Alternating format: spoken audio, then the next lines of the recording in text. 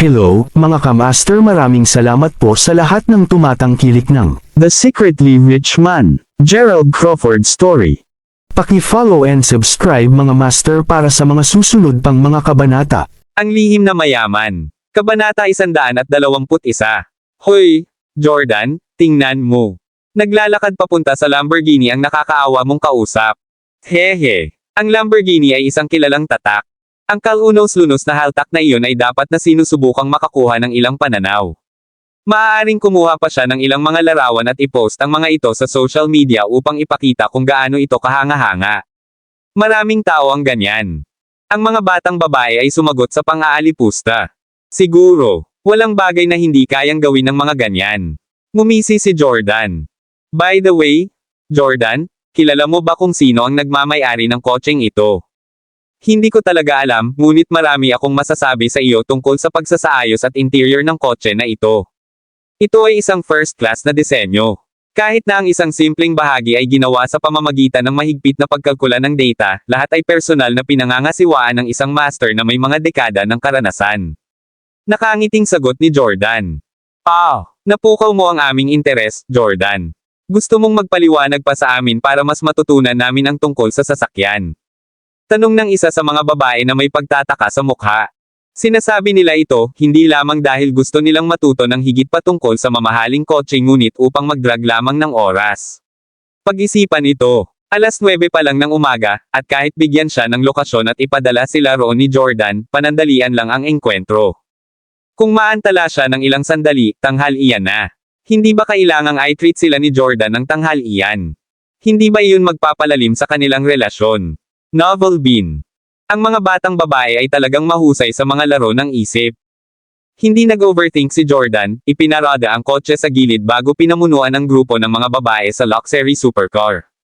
Hindi siya nagseselos sa Lamborghini, alam na niya na kahit na siya ay nagtrabaho tulad ng isang toro sa buong buhay, walang paraan na maabot niya ang ganoong punto. Kasabay nito, naglakad na rin si Gerald patungo sa kanyang Lamborghini. Miss, bale kung tumabi ka. Napahawak si Gerald sa kanyang ilong habang walang magawang nakatitig sa isang babaeng mahaba ang buhok, na ngayon ay matapang na nakaupo sa hood ng kanyang Lamborghini. Bakit mo ako hinihiling na lumipat dito? Sino ka ba, umalis ka sa dinadaanan ko? Sigaw sa kanya ng mahabang buhok na dilag. Nakasuot ng bagong damit ang lalaking ito, at maganda ang hitsura nila sa kanya. Gayunpaman, marami na siyang nakitang gwapong tagapagmana. Sino siya sa akala niya? How dare he ask her to move? Eksakto. Tama yan. Sino ka ba, tingnan mo lang. Anong karapatan mong hilingin na lumayo kami? Hehe. Alam ko na bilang mga babae, kami ay medyo walang kabuluhan, at nag-e-enjoy kaming mag-selfie. At saka, medyo naiingit tayo kapag nakakakita tayo ng mga luxury car. Hindi ko talaga inaasahan na ang isang lalaki ay sapat na kasuklam-suklam, na isipan din niyang mag-selfie. Oo. Itigil mo na ang pagpapahiya sa sarili mo. Nagsama-sama ang mga babaeng nakapaligid sa mahabang buhok na babae, binato ng insulto at pangungutya si Gerald. Natigilan si Gerald sa mayabang at bastos na mga sinabi. Damn it, isang pangungusap lang ang sinabi niya, at inatake siya ng napakaraming tao. Lumapit si Jordan kay Gerald, nakangusong nakataas ang ilong. Kuya Gerald, ano kayang iniisip mo? Bakit magse-selfie? Gusto mo tulungan kita, eh? Pagkatapos noon ay agad niyang ibinaling ang tingin sa mainit na sisiw na nakaupo sa front hood. Beauty, pwede kang umupo sa hood ng kotse hanggat gusto mo. Ang chassis ng Lamborghini ay hindi katulad ng ibang supercar. Ito ay solid. Siguradong matitiis nito ang magaan mong katawan. Hahaha, salamat, guwapo. Medyo matamis ka magsalita, hindi tulad ng isang talagang nakakadiridod. Guwapo nga pala, pwede mo ba akong kunan ng litrato? Kunin mo ako gamit ang kotseng ito mula sa malayo. Ang mahabang buhok na kagandahan ay tila may magandang impresyon kay Jordan. Siyempre, mas gusto ni Jordan na kunan siya ng litrato. Kung tutuusin, bakit pa siya bumili ng pusot? Hindi ba para sa mga babae ang lahat? Mariin siyang tumango sa hiling. Sabihin, Kuya Gerald, maaari mo bang ihinto ang pagharang sa shot?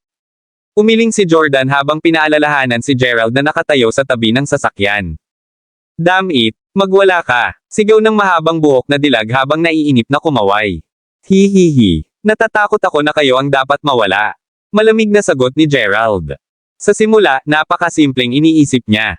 Gusto niyang tumabi ang magandang dalaga para mailabas niya ang kanyang sasakyan. Pagkatapos nito, maaari na siyang kumuha ng kahit anong larawang gusto niya. Sa halip, ang kanyang mapagbigay na kilos ay sinagot ng pangungutya, hanggang sa mapag-alitan ng mainit na sisiw. Ito ay totoo lalo na para kay Jordan, misteryoso mula nang makita niya siya. Ginamit lang ba niya si Gerald bilang kumpare para lang lumabas siyang mabahong mayaman at kaakit-akit sa harap ng mga babae? Ginamit ba niya ang kabob ang loob ni Gerald para patunayan kung gaano siya katatag at kaya? Nanunuya ba siya para masiyahan ang sarili niyang kawalang kabuluhan?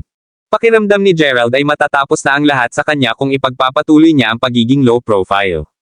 Sa lalong madaling panahon, lahat ay year-on ang lahat sa kanya. Kung iyon ang mangyayari, bakit patuloy na mananatiling mababa ang profile? Sino ba ang hinihiling mong mawala? Naglakas loob ka talaga na itaas ang boses mo sa akin. Kabanata 122. Gulat na sigaw ng mahabang buhok na dilag. Sa sandaling sumiklab ang kanyang marahas na init ng ulo, itinaas niya ang kanyang mga kamay, gusto siyang hampasin. Beep, beep, biglang kumislap ng maliwanag ang apat na ilaw ng Lamborghini, na tahimik ng mahigit isang buwan. Pagkatapos, halos kaagad, nabuhay ang makina na may mahinang dagandong. Nag-on-click ang mga pinto at bumukas pataas. Ang kotse ay tila kumikinang ng labis, ang katawan nito ay nagpapalabas ng ningning sa ilalim ng maliwanag na sikat ng araw. Mukhang matagal na itong naghihintay na bumalik ang may-ari nito. Ibinaba ni Gerald ang susi sa kamay niya. Pagkatapos noon, dahan-dahan siyang naglakad papunta sa kotse at dumiretso sa driver's seat. Tahimik lang ito kahit mahigit isang dosenang babae ang nakatayo sa malapit sa mga oras na ito. Ang biglaang katahimikan ay naramdaman na parang naplano na ito ng mundo ng maaga. Ang buong paligid ay naging ganap na tahimik. Nanlaki ang mga mata ng lahat habang nasasaksihan ang eksena. Ang bibig at mga mata ni Jordan ay bumuka ng malaki hanggat maaari. Ito, si Gerald pala ang may-ari nitong Lamborghini. Isang malakas at malupit na sigaw ang bumasag sa kumpletong katahimikan. Siya yun. Siya pala ang may-ari ng sasakyan.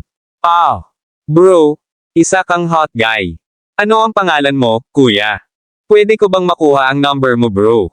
Mayroong kahit ilang mga batang babae na naglakas loob na kumilos na parang kakakilala lang nila sa kanilang pinakamalaking idolo. Dumiretso sila sa harap ng sasakyan ni Gerald. Isang Lamborghini, nagkakahalaga ng $2,600,000. Ito ang ganap na marangyang hayop na pinangarap ng lahat. Ang kotse lamang ay nakabuo ng napakaraming hype. Lahat sila ay naiinip at sabik na naghihintay sa pagdating ng araw na ito. Ngayon, sa wakas ay lumitaw na sa harap nila ang batang may-ari ng sasakyan. Nasa sasakyan si Gerald. Kahit na soundproof ang sasakyan, naririnig pa rin niya ang hiyawan ng mga babae sa labas. Sa totoo lang, napakasarap ng pakiramdam niya ngayon. Sa wakas ay kayanan niyang magmaneho ng sarili niyang sasakyan, ngunit ang pinakamahalaga, sa wakas ay may angat na niya ang kanyang ulo, lalagyan ng nobela. Binaba ni Gerald ang bintana ng kanyang sasakyan. Ngumiti siya kay Jordan, na ngayon ay tulala sa gilid, habang sinasabi niya, Jordan, gusto mo bang subukang i-drive ang kotseng ito? Panunuya niya. Ibinalik ni Gerald ang eksaktong tanong kay Jordan gamit ang parehong paraan. Napalunok na lang si Jordan. Hindi siya maglalakas loob na paandarin ang kotseng ito. Naging kulay berde pa ang kanyang mukha. Ang taong kanina pa niya minamaliit ay talagang mayaman. Not to mention kung paano pa niya sinubukang biruin siya kanina. Hindi siya duwag, at ayaw lang niyang lumaban. Si Jordan ay walang iba kundi isang payaso sa harap ni Gerald. Ang kanyang pusot ay nagkakahalaga lamang ng $45,000. Ang kotse ni Gerald, isang tumataginting na $2,600,000. Damn it, sapat na iyon para sa 60 pusots. Ang mas masahol pa ay ang katotohanan na si Jordan ay walang ideya kung sino o ano ang kanyang nasaktan. Ang tatlong babae na unang sumakay sa kotse ni Jordan ay hindi rin nakaimik, hindi banggitin ang mahabang buhok na dilag na nakaupo sa hood ng kotse ni Gerald. Sa madaling salita, nabigla ang lahat habang nasasaksihan ang hindi kapani-paniwalang eksena. Umalis si Gerald sa gitna ng kaguluhan. Ito ang unang pagkakataon na nagpakita ng ganito si Gerald sa publiko. Bukod dito, ginawa lang niya ito dahil pakiramdam niya ay hindi na ito matatagalan. Biglang tumunog ang phone ni Gerald. Si Mila ang tumatawag sa kanya. Agad niyang ikinonekta ang tawag. Gerald, nasaan ka? Bakit wala ka pa dito? Bilisan mo at lumapit ka. Sumakay ng taxi kung hindi ka makakarating sa oras. Hinihintay kita sa harap ng pasukan ng Royal Dragon Villa. Okay? I will be there soon, sagot ni Gerald. Bago niya ibinaba ang telepono, tila narinig ni Gerald si Mila na kinakabahang nagsabi, tapos na ako. Hindi sinasadyang mali ang nasabi ko. Parang may babaeng tumabi sa kanya, nagtatanong kung ano ang tunog, Mila, boyfriend mo ba si Gerald? Hindi ba siya parang napakayaman o ano? Bakit siya sumakay ng taxi? Kabanata 123. Hindi na masyadong nag-isip si Gerald matapos marinig ang boses sa kabilang linya. Paimpol niyang binilisan ang takbo niya papunta sa Royal Dragon Villa. Isa itong villa na katulad ng Mountain Wayfair Entertainment. May pinagsamang entertainment at catering sa loob nito. Gayunpaman, pagdating sa mga pasilidad, ang lugar na ito ay hindi maihahambing sa Mountain Wayfair Entertainment sa lahat. Siyempre, sa kabila nito, ito pa rin ang pinakamagandang lugar para sa pangalawa at pangatlong antas ng mga pagtitipon ng pamilya. Dito gaganapin ngayon ang piging ng kaarawan ng lola ni Mila. Pagkarating ay pinaandar ni Gerald ang kanyang sasakyan sa parking lot sa gilid. Okay, okay, okay, okay, okay, tapos. Ang security guard ay isang tiyuhin na nasa edad 50 at tila nauutal. Sa ilalim ng kanyang utos, tiyak na itinulak ni Gerald sa kanal kung hindi dahil sa automatic parking system sa sarili niyang Lamborghini. Napangiti na lang nang walang magawa si Gerald. Itinaas niya ang kanyang kamay bago niya binigyan ang tiyuhin ng $15. Gusto niyang i-treat siya ng isang pakete ng sigarilyo para mapahit-hit niya ito. Salamat, salamat, salamat, salamat. Isang excited ngunit mabagal na pasasalamat ang sumunod sa kanyang likuran. Kasabay nito, sa entrance ng villa, Diyos ko, Mila, halos alas 11 na ngayon. Bakit hindi pa nagpapakita ang boyfriend mo, Gerald? Isang dalaga ang tumabi kay Mila. Siya ay tila mga 24 na taong gulang. Nakasuot siya ng salamin at naglabas ng malamig at mayabang na vibe. Ngunit syempre, siya ay walang alinlangan, kapansin-pansing maganda. Pangalawang pinsan, huwag kang mag-alala. Malapit nang dumating si Gerald. Sagot ni Mila habang nakangiti ng mapait. Ang kanyang pangalawang pinsan ay ang pangalawang anak na babae ng pamilya ng kanyang tiyahin. Ang kanyang pangalan ay Rita at siya ay napakarilag. Siya ay nagkaroon ng malapit na relasyon kay Mila mula pa noong kanilang pagkabata. Siya ang pinakamagandang babae noong nag-aaral pa siya.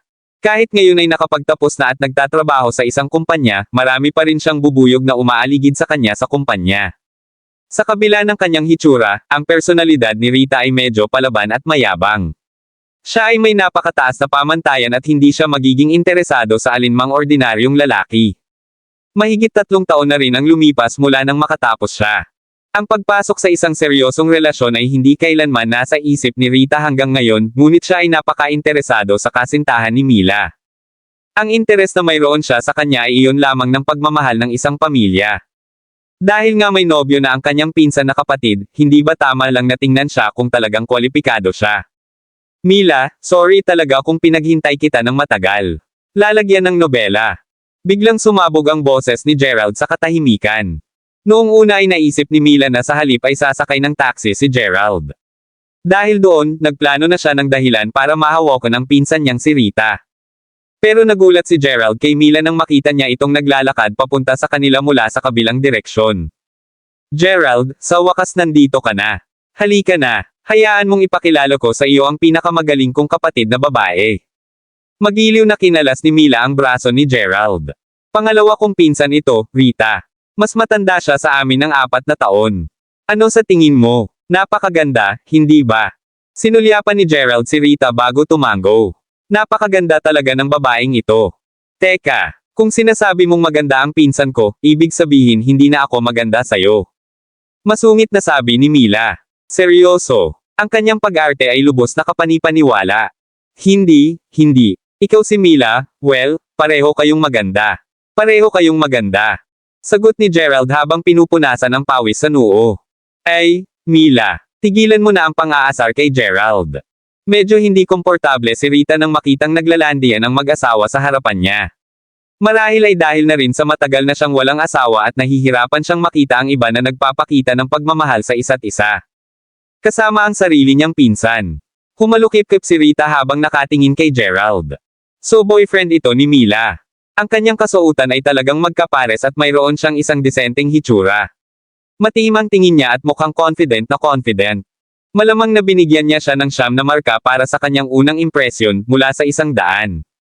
Ang kanyang paghuhusga ay sumasalamin kung gaano kalamag at mayabang si Rita, at tiyak na isa sa mga pangunahing dahilan kung bakit hindi pa rin siya nakakahanap ng kasintahan hanggang ngayon. Kabanata 124. Hello, Gerald. Kaya sinabi ni Mila sa akin na ang pamilya mo ay nagpapatakbo ng negosyo. Anong klaseng negosyo ang ginagawa ng pamilya mo, kung tatanungin ko? Tanong ni Rita habang ang mga braso ay nakakulong pa rin sa dibdib.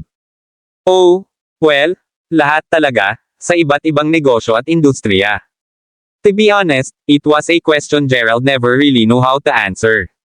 Kung tutuusin, palaging binabanggit ng kanyang kapatid na babae na ang kanilang pamilya ay may napakaraming iba't ibang pakikipagsapalaran. Karaniwan, ang pamilya ay kasangkot sa halos kalahati ng kapital o industriya ng mundo.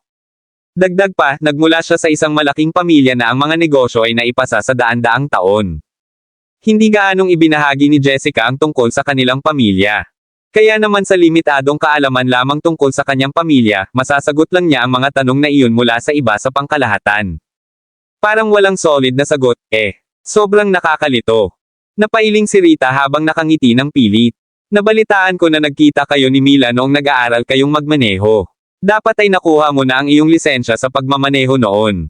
Nakabili ka na ba ng kotse? Si Rita naman ang sumundot. Yup, meron siya. Bumili siya ng BMW 7 Series. Sinabihan siya ng kanyang pamilya na magsanay muna siya kung paano magmaneho ng maayos. Pero hindi talaga nangangahas si Gerald na magmaneho ng maayos sa ngayon. Kaya naman, bakit ko siya hiniling na mag-taxi na lang dito? Alam talaga ni Mila na hindi ito ang pinakamatalino na itago ang ilang bagay kay Rita. This time round, she had no choice but to lie para hindi ma-stress si Gerald. Kailangan niyang itago ang katotohanan. BMW 7 Series. There's this annoying dude in my department who drives the exact same car. Sinubukan niya akong habulin at sinabi ko lang sa kanya na mag-scoot off. Sagot ni Rita na umiling. But looking at the circumstances, malamang maganda ang takbo ng family business ni Gerald.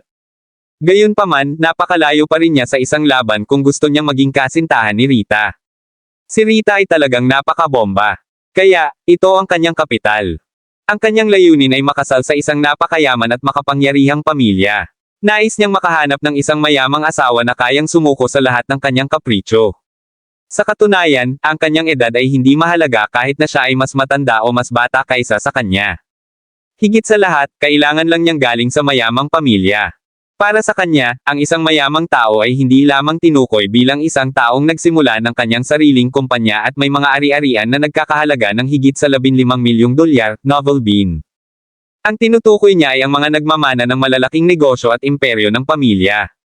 Hindi alam ni Rita kung kailan siya nagsimulang magkaroon ng ganitong mga kaisipan at ambisyon. Ngunit isang bagay ang sigurado na ito ay napakalinaw. Sa mismong pagkakataong iyon, mabilis na umiling si Rita at ngumiti ng pilit bago niya sinabing, well, Mila. Magsisimula na ang piging sa kaarawan ni Lola. Dapat tayong pumasok ngayon. Noon ay nawala na ng interes si Rita na ipagpatuloy ang pakikipag-usap kay Gerald.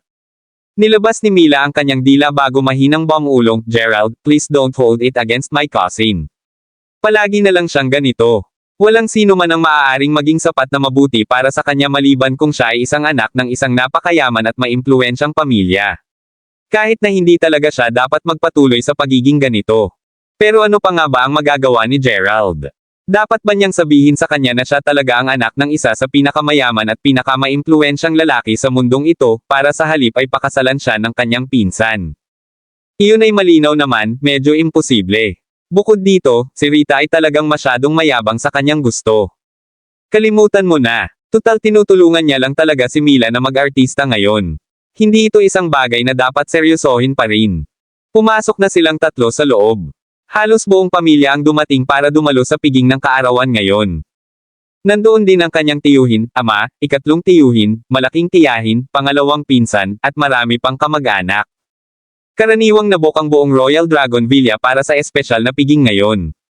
12-12 ng mga tao ang nagsimulang dumagsa nang malapit nang magsimula ang piging. Lola, sana mabuhay ka at sana matupad lahat ng wish mo. Hahaha. Ang babaeng kulay pilak na buhok ay nakadamit ng maligaya, nagniningning habang siya ay nakaupo sa gitna. Tumingin siya sa kanyang apo, si Irene habang sinasabi niya. Irene, hindi na talaga ako umaasa ng mahabang buhay. Pero kung umaasa kang matutupad ang lahat ng mga hiling ko, ang pinakamalaking hiling ko ay ang ikasal ka sa lalong madaling panahon. Hindi ito katulad ng nangyari sa kanila noon, kumpara sa mga batang magulang ngayon. Ang laging inaabangan ng mga matatanda ay dapat na ang isang babae ay naghahanap na ng mapapangasawa kapag umabot na sila sa edad na 23 o 24 na taong gulang. Oo, Lola. Payagan mo akong ipakilala sa iyo ang boyfriend ko, Kenneth. Ngumiti si Irene bago niya marahang hinayla si Kenneth sa gilid niya. Habang nakatayo siya sa tabi, maraming kamag-anak at kaibigan ang hindi napigil ang tumawa bilang pagsang-ayon habang nagkomento sila, mukhang talentadong tao talaga ang binatang ito. Nabalitaan ko rin na mayaman talaga ang pamilya niya. Lola, ito ay isang maliit na bagay mula sa akin. Mangyaring tingnan at tanggapin ito. Napangiti si Kenneth habang may kinuha sa bulsa niya. Sa sandaling ilabas niya ito, lahat ay napanganga agad. Kabanata 125. Isang jade ring. Ang galing mong anak, Kenneth. Ang halaga ng jade ring na ito ay nagkakahalaga ng hindi bababa sa 10 hanggang 12,000 dolyar. Socks kissed. Hindi napigilan ng lahat na patuloy na mapasigaw sa paghanga. Pagkatapos ng lahat, ito ay talagang napakaanak ng isang kasintahan na bigyan ng lola ng kanyang kasintahan ng isang piraso ng jade singsing para sa kanyang kaarawan. Sige, sige. Irene, bilasan mo, yayain mo si Kenneth na maupo. Tuwang-tuwa ang kanyang lola sa pagtanggap ng singsing kaya hindi na niya napigilan ang kanyang bibig. Ni hindi niya matiis na ibaba ang singsing. Habang tinitignan niya si Kenneth, mas lalo niya itong nagustuhan. Maging ang ama ni Irene ay nakaramdam ng labis na pagmamalaki sa sandaling iyon. Sa katunayan, ang dahilan kung bakit ang lahat ay nagtipon dito ngayon upang ipagdiwang at batiin ang ginintoang ginang para sa kanyang kaarawan, ay hindi lamang para ipakita ang pagiging anak ng mga magulang. Iyon ay lamang, ngunit isang maliit na bahagi. Ang mas malaking dahilan ay ang katotohanang hawak pa rin ng matandang babae ang lahat ng mga ari-arian na naiwan ng matanda nang siya ay pumanaw. May 3 anak na lalaki at 2 anak na babae sa kabuuan, ngunit ang matandang babae na ito ang nagpasya kung kanino ipapasa ang mga asset na ito. Kaya naman, ang pagmamalabos ng piging ng kaarawan bawat taon. Lola, girlfriend ko po ito, si Claire. Nais din naming batiin ka ng maligayang kaarawan. Wish ni Kyle at nakangiti ng malapad habang inaabot ang regalo niya sa lola. Hindi napigilan ng matandang babae ang mapangiti sa pagkakataong ito. Sumunod ay isang binata na mga 25 o 26 na taong gulang. Nakasuot siya ng asul na suit at ang kanyang buhok ay slickly brushed sa likod. Naglabas siya ng karisma. Kahit sino ay maaaring sabihin na siya ay mukhang isa sa mga matagumpay na lalaki sa unang impresyon. Mason Smith ang kanyang pangalan, at siya ay pinsan na kapatid ni Mila at biolohikal na kapatid ni Irene. Lahat ng mata ay nakatutok sa kanya habang nakatayo siya. Napaka-mature ni Mason at mayroon siyang napaka-stable na karera. Bukod dito, siya ang palaging may pinakamalakas na kakayahan sa pamilya. Siya rin ang may pinakamagagandang marka sa lahat ng mga anak at apo sa pamilya. Not to mention, siya rin ang magiging tagapagmana ng pamilya Smith. Lola, hiling ng apo mo ng mabuti at masaganang buhay na may magandang kapalaran. Nga pala, Lola, ito ang bago kong girlfriend, Queenie. Mabilis na pakilala ni Mason. Mabuti, mabuti, mabuti. Lahat kayo ay talagang nagbibigay sa akin ng malalaking sorpresa ngayon. Kailangan ko talagang tingnang mabuti ang magiging manugang ko noon. Queenie, ano ang trabaho mo? Sagot ni Queenie, Lola, nagtatrabaho ako ngayon sa BMW. Sa kasalukuyan ng deputy manager, salamat kay Mason. Mabuti iyan. Nakilala mo ba si Mason noong bumibili siya ng kotse? Tumango si Mason habang sinasabi, Opo, Lola. Hindi ko ba nabanggit na bumili ako ng BMW sports car kanina? Noon ko nakilala si Queenie. I see. Sige Queenie. Halika. Halika at maupo ka rito sa tabi ko. Sumenyas ang kanyang lola. Kuya, hipag, halika at maupo ka. Lalagyan ng nobela. Nakangiti ring bati ni Irene. Ang magkapatid na ito ay talagang gumawa ng lubos na impresyon ngayon sa pamilya. Ang lahat ng kanyang mga anak ay nagnanais at nagbigay ng kanilang mga basbas ayon sa hierarchical order at karamihan sa mga apo ay nagbigay din ng kanilang mga basbas sa kanilang lola. Sa pamamagitan nito, ang piging ng kaarawan ay dapat na handa ng magsimula. Gayunpaman, ang bantog na gininto ang ginang ng araw ay tila hindi handa. Parang may hinihintay pa siya. Pakiramdam niya ay hindi pa kumpleto ang pagdiriwang kung hindi pa dumating ang taong ito para batiin siya. Sino ito? Ngunit syempre, ito ay walang iba kundi si Mila, ang pinakamamahal na apo ng matandang babae. Ang aking pangalawang anak, nasaan ang aking apo, si Mila? Pasiga na tanong ng matandang babae. Nandoon din ngayon ang mga magulang ni Mila, sina Gavin at Helen. Nangyari ito kanina kung saan muntik nang magsara ang kumpanya ni Gavin dahil sa kanyang mahinang pamamahala sa negosyo at labis na galit ang matandang babae sa bagay na iyon. Sa hindi inaasahang pagkakataon, isang puhunan mula kay G. Crawford ng Mayberry City ang nakapagligtas na biyaya na tumulong upang malutas ang krisis. Hindi lamang nalutas ang lahat ng mga problema ng kumpanya, ngunit ang kumpanya ay tumaas pa sa isang bagong antas. Ito ang nagpasaya sa matandang babae. Dahil dito, mas lalo pa niyang niloko si Mila. The moment she questioned Mila's attendance, Irene and Mason's faces twitched and turned a shade of gray. Napigilan lang nila ang selos na pumuputok sa loob. Naghihintay si Mila ng isang kaibigan at darating siya sa lalong madaling panahon. Oh, may boyfriend din ba si Mila? Parang ganon. Walang pakialam na sagot ni Gavin. Anyways, nagpaalam na si Mila sa kanya na dadalhin niya ang boyfriend niya dito ngayon. Kabanata 126. Sinimulan ni Helen na suriin ang tungkol sa pagkakakilanlan ng kasintahan ng kanyang anak ngunit tumanggi si Mila na ibunyag ang anuman. Sinabi lang niya sa kanila na maging matyaga at makipagtulungan. Hindi rin maintindihan ni na Gavin at Helen ang iniisip niya. Nay, tingnan mo, nandito si Mila. Sa mismong pagkakataong iyon, maingat na dinala ni Mila si Gerald sa kanyang tabi habang sila ay umiihip sa karamihan ng mga tao. Mas maaga pa sana silang nakarating kung hindi dahil kay Gerald na kailangang gumamit ng banyo. Wow! Pamangkin natin, lalong gumaganda si Mila. Tingnan mo, boyfriend ba niya ang humahawak sa kamay ni Mila? Sino ang lalaking ito? Kanino siyang anak? Bakit hindi ko siya narinig dati? Anyway, talagang pinagpala ang lalaking iyon. Tinuro siya ng grupo ng mga kamag-anak at kaibigan. Siya yun. Nang makita ni Helen si Gerald, nanlaki ang mga mata niya sa hindi makapaniwala. Hindi nakakagulat na ang kanyang anak na babae ay patuloy na tumatangging ibunyag kung sino ang kanyang kasintahan. Ito pala ay walang iba kundi itong hindi matiis na binata. Tama yan. Kung sinabi sa kanya ni Mila ang tungkol dito, imposibleng papayag siyang magsama silang dalawa. Sino siya? Tanong ng matandang babae sa pagkakataong ito. Hindi nakasagot si Helen sa tanong niya. Ano ang gagawin ng matandang babae kapag nalaman niyang may kasama ang kanyang apo sa isang tulad niya? Lola, hayaan mong ipakilala ko siya sa iyo. Boyfriend ko ito, Gerald. Tuluyan ng hindi pinansin ni Mila ang nanlilisik na tingin ni Helen ang hindi pagsang-ayon habang ipinakilala niya si Gerald sa kanyang lola. Oh, Mila, may boyfriend ka na rin. Biglang tuwang-tuwa ang matandang babae. Ito ang kanyang pinakamahal at pinakapabor na apo. Kilalang kilala niya ang kanyang apo at alam niyang tiyak na magiging pambihira ang pipiliin niyang kasintahan. Gerald, kamustahin mo ang lola ko? Malumanay na sabi ni Mila habang masuyong nakahawak sa kamay ni Gerald, lalagyan ng nobela. Ito ba ang unang pagkakataon na dumalo si Gerald sa ganoong kalaking pagtitipon? Hindi maiwasan ni Gerald na makaramdam ng awkward dahil alam niyang gawa lang ang lahat ng ito. Lumilipad ang kanyang isipan, habang sina Gavin, Helen, Kyle at Irene ay nakatingin sa kanya sa sobrang pag-alit na paraan. Magsasalita na sana siya nang biglang pumasok si Mila. Maghintay. Maya-maya pa, isang malamig na boses ang tumagos sa loob. Obviously, si Irene iyon. Sa huling pagkakataon na kasama ni Mila si Gerald, sina Irene at Kenneth ang sinampal sa harap ni Sean. Direkta siyang napahiya sa harap ni Mila. Ang dami ng puot at hinanakit ay nagdulot kay Irene na dumanas ng insomnia sa buong panahong ito. Siya ay naging napaka-curious mula noon at nagtaka kung sino si Gerald. Matapos ang paghuhukay sa background check mula sa kanilang unibersidad, nalaman niyang si Gerald ay isa lamang mayaman na second-generation son na naka-jackpot. Siya ay malamang na walang iba kundi isang kaawa-awang dukha na walang pera o kapangyarihan bago iyon. Isa pa, natapon na siya ng sarili niyang girlfriend dati. Nakilala niya noon si Mila noong nag-aaral silang magmaneho. Pero naramdaman ni Irene na walang dahilan para mahulog si Mila sa isang tulad niya. Bakit naman makikipagkilala pa si Sean?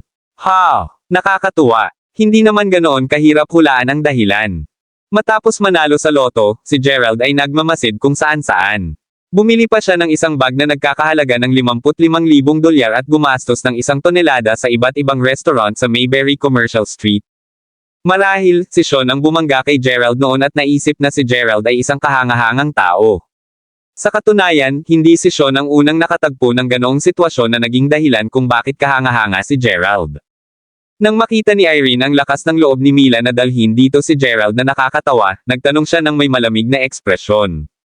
Mila, Gerald, since nandito ka ngayon, hindi mo ba bibigyan ng regalo si Lola? Siyempre, regalo ko si Lola. Ay na sagot ni Mila. Ang regalo mo ay personal mong ibibigay. Ang tanong ay para kay Gerald. Since he is your boyfriend and since you said that Gerald's a rich second generation, then hindi ba siya mas mayaman kumpara kay Kenneth noon? Kung ganoon, lahat tayo ay talagang curious na malaman kung anong klaseng regalo ang inilagay ni Gerald para kay Lola.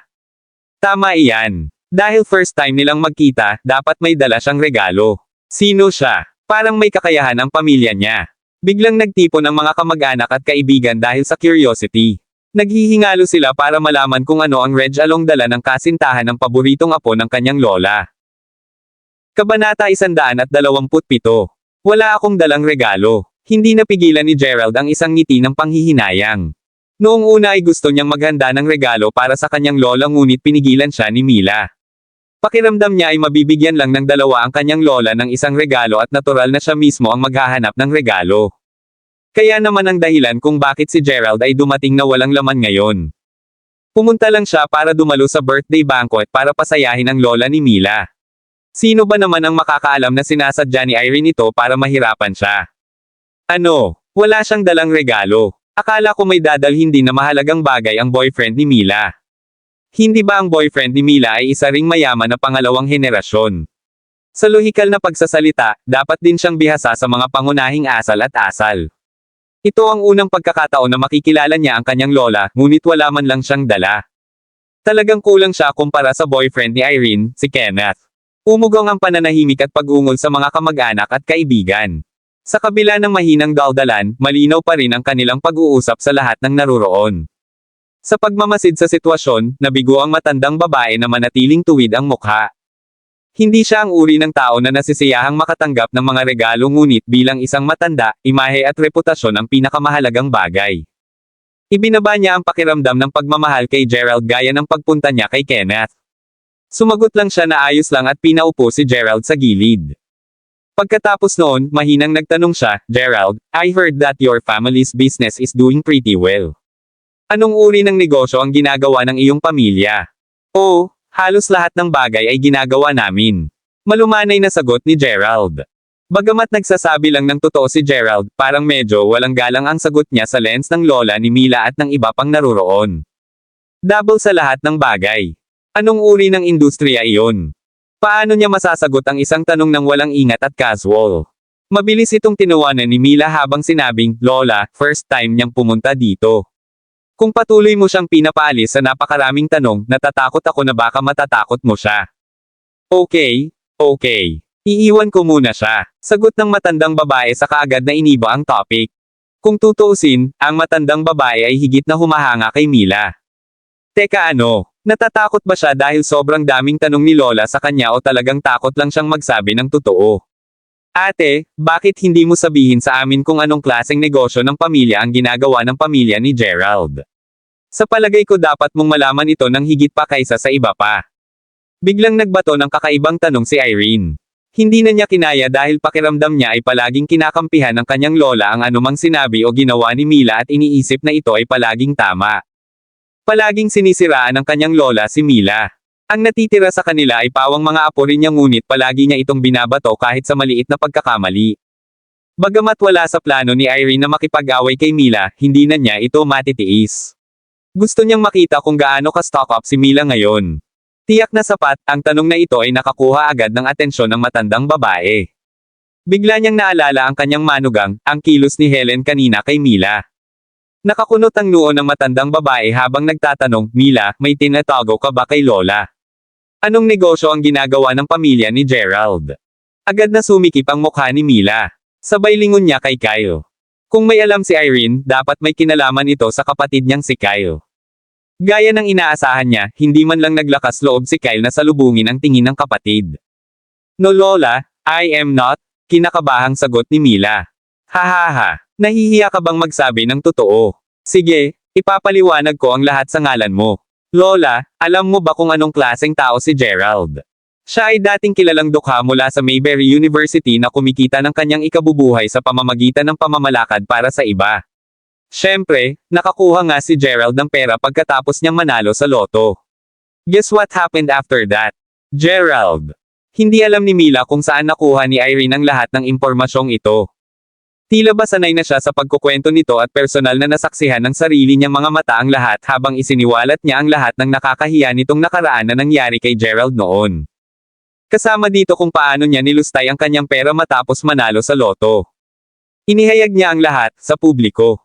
Ano? At nakahanap si Mila ng ganitong klaseng tao para maging boyfriend niya.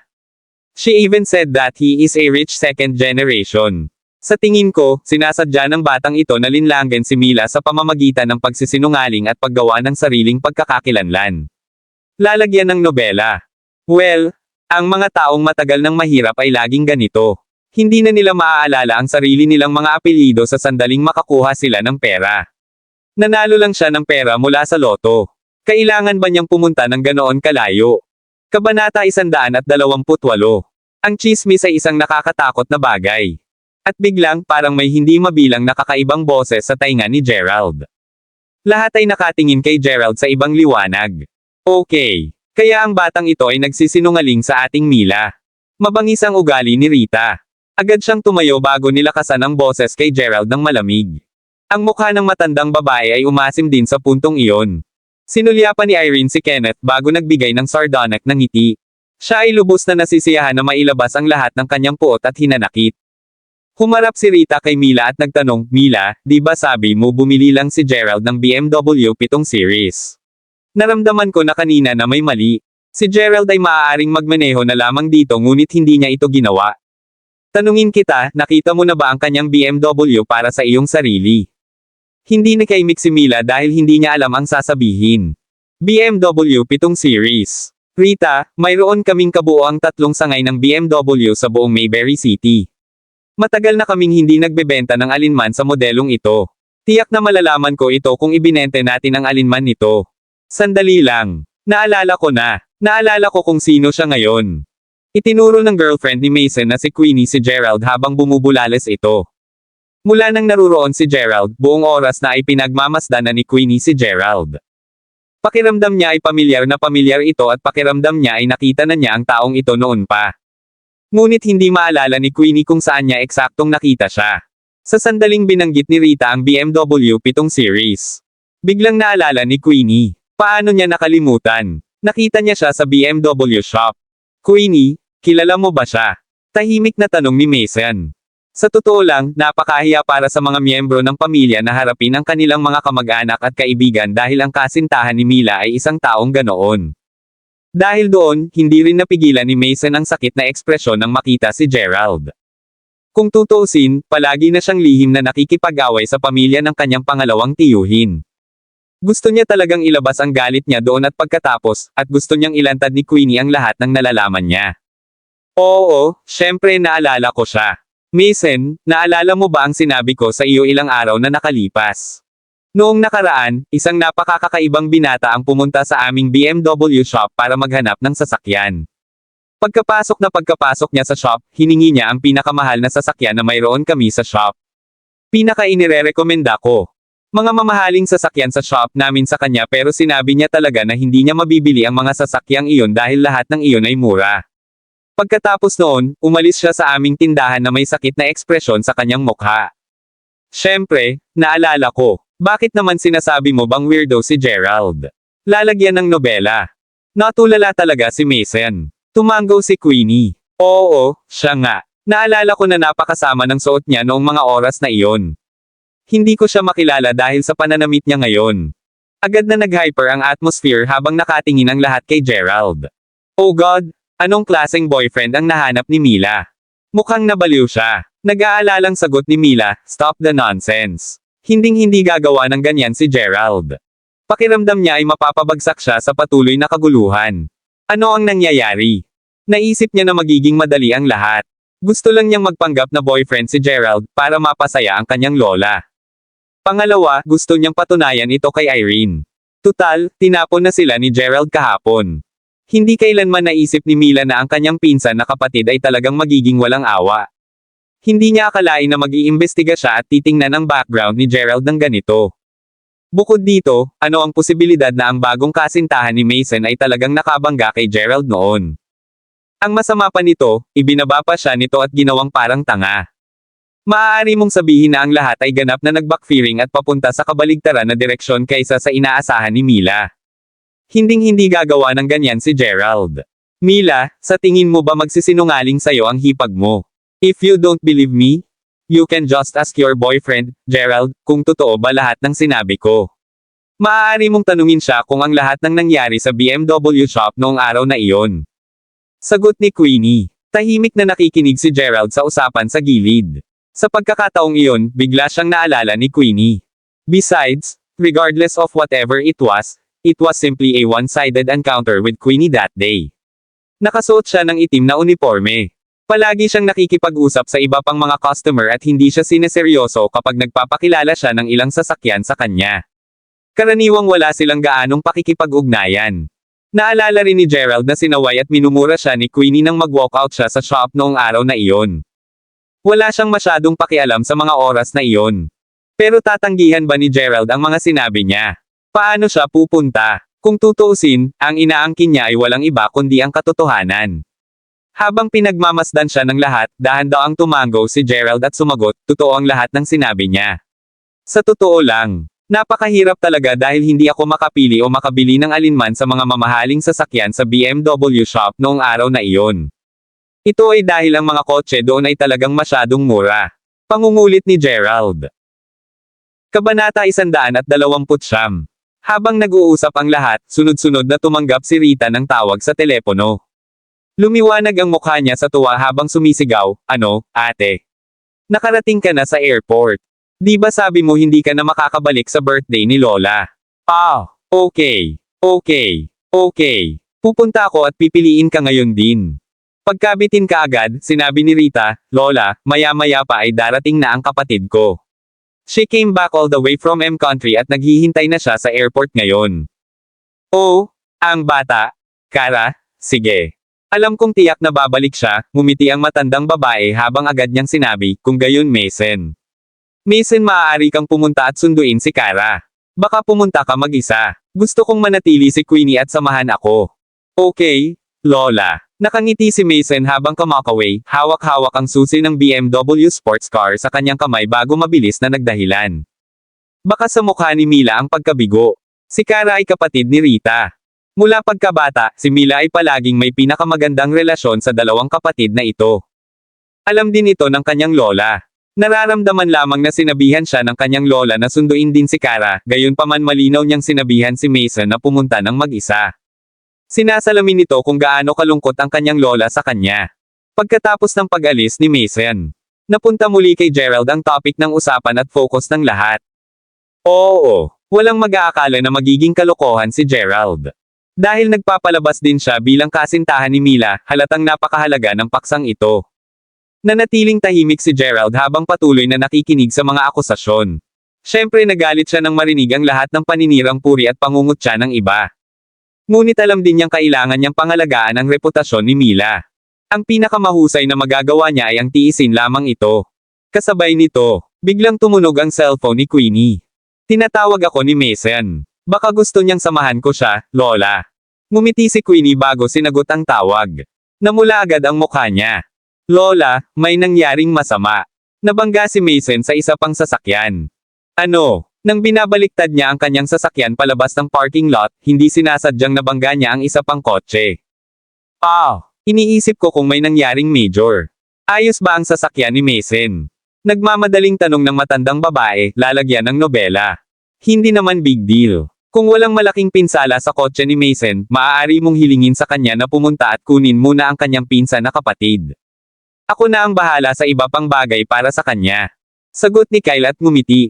Gaano kahirap na harapin ang isang banggaan lamang sa likuran? Mason, pwede ka na munang umalis. Sinabi ni Kyle na tutulungan kanyang harapin ang bagay na ito. Ano? Okay. Pagkababa ng tawag, nag-aalalang tumingin si Queenie sa ama ni Mason at sinabi ni Mason na natatakot siyang umalis ng sasakyan. Hinihiling din niya na pumunta ka doon at tingnan mo, Tito. Mukhang nasa malaking problema si Mason. Ha? Anong nangyayari? Nagbulungan ang lahat. Lahat sila ay nagtungo sa parking lot dahil sa curiosity. Sumama rin ang matandang babae. Si Mason ay karaniwang isang napakakalmado at kalmadong tao. Hindi siya kikilos ng ganito kung ito ay anumang ordinaryong bagay. Gerald, lumabas tayo at tingnan din natin. Biglang sabi ni Mila. Nakangiting tumango si Gerald. Kabanata 130. Nang maglakad si Gerald, nakatipon na rito ang buong pamilya Smith. Kasabay nito, ipinaliwanag ni Mason ang sitwasyon. Dad, hindi ko po talaga sinasadya. Kasalanan ng security guard na ito ang lahat. I was relying on his directions and he kept telling me to reverse. Doon ako nabangga sa kotse. Ang kotse na ito ay ang pinakamahal na kotse na ginawa ng Lamborghini. Aabutin ng hindi bababa sa 100 hanggang 120,000 dolyar upang ayusin ang mga pinsalang dulot ng aksidenteng ito. At saka, sira na ang mga front lamp ng sasakyan. Ilan sa mga kamag-anak na nakakilala sa sasakyang ito ay hindi napigil ang mapasigaw ng malakas. Ang sino mang nagmamaneho ng kotse na ito ay tiyak na hindi kung sino. Tiyak na kayang bayaran ang presyong iyon para ayusin ang mga pinsala. Ngunit maaari rin nating sinasaktan ng isang napakalakas na figure. Bukod pa riyan, mukhang bagong kotse ito na kabibili lang ng isang tao. Pag-isipan mo na lang. Sa Mayberry City, sinong anak sa mayaman at maimpluwensyang pamilya ang makakapagmaneho ng ganitong uri ng sports car na nagkakahalaga ng humigit kumulang 1,500,000 hanggang 300,000,000 dolyar? Ang bawat isa ay nagpatuloy sa pagtalakay sa bagay na ito sa kanilang mga sarili. Nang marinig ito, nagsimulang makaramdam ng pagkabalisa si Gerald. Damn it, nakaparada ang kanyang sasakyan sa ganitong posisyon. Hindi kaya nabangga ni Mason ang kanyang Reventen. Habang sumisiksik siya at tinatahak ang crowd, nabulunan si Gerald. Sarili niyang sasakyan talaga iyon, lalagyan ng nobela. Maayos naman ang katawan ng sasakyan, ngunit may ilang mga gasgas sa kotse pagkatapos ng tama. Gayunpaman ang pinakamasamang pinsala ay ang kanang headlight sa harap ay nasira na. Ang kanang headlight sa harap ay hindi masyadong mahal, ngunit hindi rin ito masyadong mura. Dahil mayroon ding mga gasgas sa katawan ng kotse, malamang naaabutin siya ng halos 260,000 dolyar upang ayusin ang mga pinsala. Ngunit tulad ng nabanggit ng isang tao, ito ang kanyang bagong kotse. Ang matandang babae ay nabalisa, Mason, masyado kang pabaya. Halatang nauutal ang security guard. Hindi mo ba masasabi? Ito ay masama. Sa pagkakataong ito, hindi lamang tayo nagbabayad ng daan-daang libong dolyar para sa mga pinsala, ngunit makakasakit din tayo ng isang napakalakas na figure. Mason, Lola, iniisip ko na baka nagkaproblema talaga tayo sa pagkakataong ito. Hindi namin kayang masaktan ang may-ari ng kotseng ito.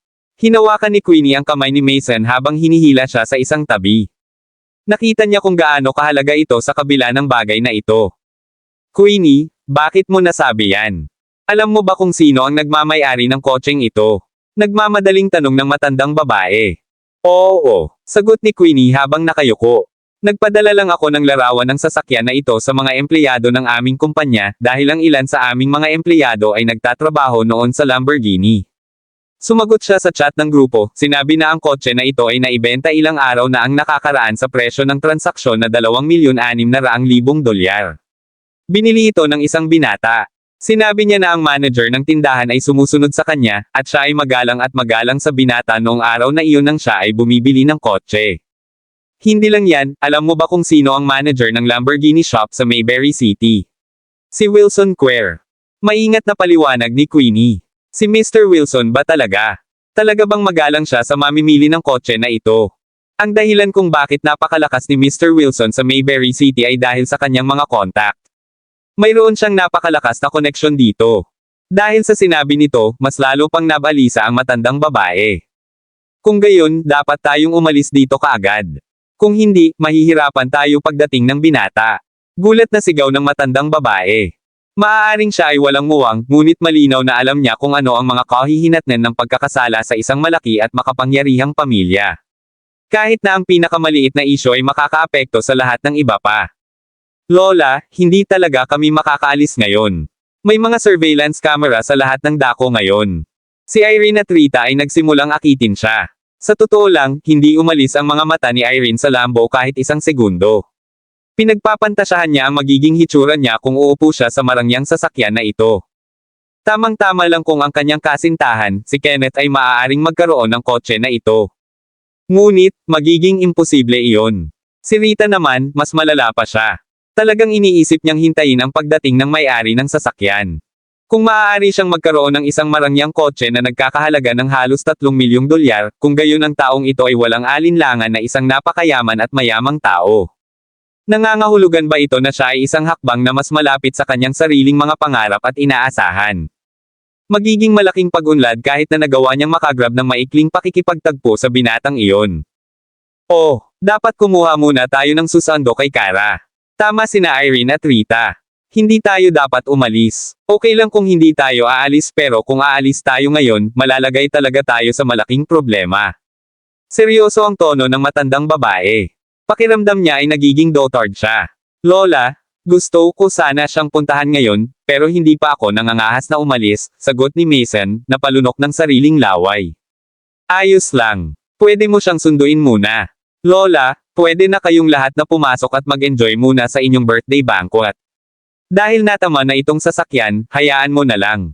Ayos lang. Biglang may narinig na boses sa likod ng lahat. Si Gerald pala. Maraming salamat mga kamaster sa walang sawang pagsusubaybay. Isang like, share, and subscribe naman dyan mga kamaster. Abangan ang susunod pang mga kabanata.